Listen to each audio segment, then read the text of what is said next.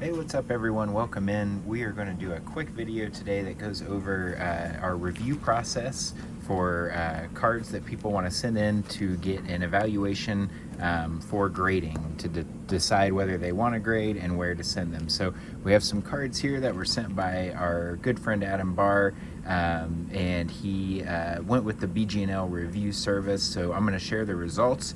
Initially I was going to do a video on the whole process, but it kind of was way too long, so we're going to just hit the highlights here, and then I might do another one down the road. So you can see really the main two tools that I needed to do this review is going to be a jeweler's scope. I mean, it's really not even a jeweler's scope, it's just a scope. You can purchase them on Amazon in different magnifications. You can buy a multi-pack. Our good friend Peter sent me mine, so shout out to you, Peter. And I have a few different ones. This is my favorite one to use. And then I have a microfiber cloth that I use to wipe the surface.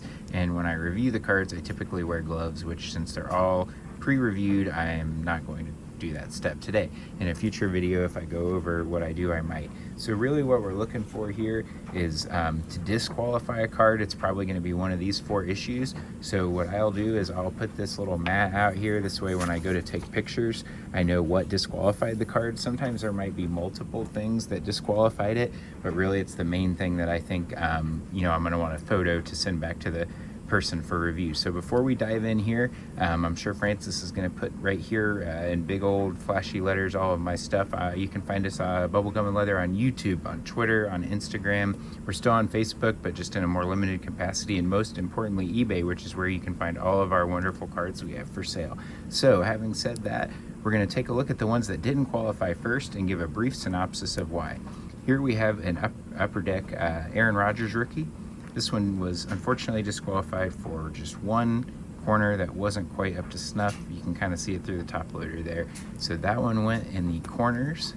Same on the bazooka here, and you can kind of see that corner as well. So that would have knocked that one down to a 9. A beautiful card though still. And the great thing is, if you send us cards to review, we will sell your rejects if you want, and recoup the funds to pay for your grading fees. So our Aaron Rodgers here, couple things on this one, but mostly we had one corner that's difficult to show on the white border here. One corner that disqualified. On the back it was a little bit more visible, especially under the jeweler scope, but really there was, and this is totally invisible here. I just don't want to damage the card more. But the main thing on this was kind of a 2-hitter.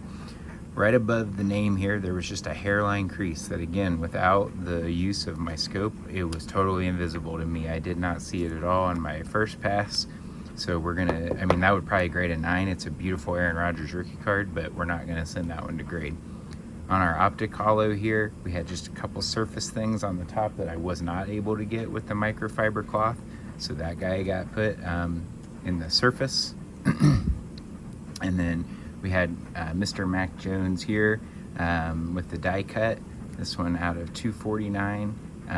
Couple surface things that are probably not going to pick up on the camera here, but again, with the use of the scope, it was actually just next to the ball here. There were just a couple little dots, like almost very tiny dimples, that were not able to come off with the cloth. So that one also got put in the surface. Then we had Xander. This was an awesome, like, camo military style rookie. And again, going to be difficult to pick up here with the light, but with the assistance of my jeweler scope, we identified one. Actually, it just kind of looked like a print, like a color blot. And what Adam and I are going to do is we're going to put that in the reject pile for now. I'm going to see if there are any 10s that are like it on eBay, and if they have this little extra print mark, because sometimes if it's inherently part of the card, PSA will not consider it. But for now, we're going to put that in the surface deck. And then the last one is kind of a weird one. This one was good all around, but on next to where it says Players Ink here, there was like actually a tiny ink spot, ironically. And I'm going to do the same thing with that we're going to do with the Xander, which is see if there's any 10s that have that ink spot, and that way we will know. We had a Pokemon card.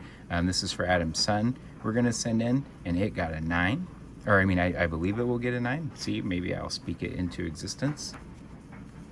And then here are the ones that we're going to send for Adam. The Rogers, I think will 9, but we're going to send it anyway. And the rest, we all believe at least have a really good chance of getting a 10, including this Jay-Z relic, which might 9 just due to the thickness. Sometimes I don't see anything wrong, and those thick cards still get a 10 or still get a 9, but really feel strongly about these 3 here that they will grade well. The Tatis Refractor, Halliburton out of 149, and a Score Rogers rookie, along with the Chosen One relic of Jay-Z that's numbered out of 400. And then we're also going to send the Topps Rogers that, again, it's always up to the customer. You know, I think that one's going to 9. Maybe they'll surprise me. We'll get a nice grader.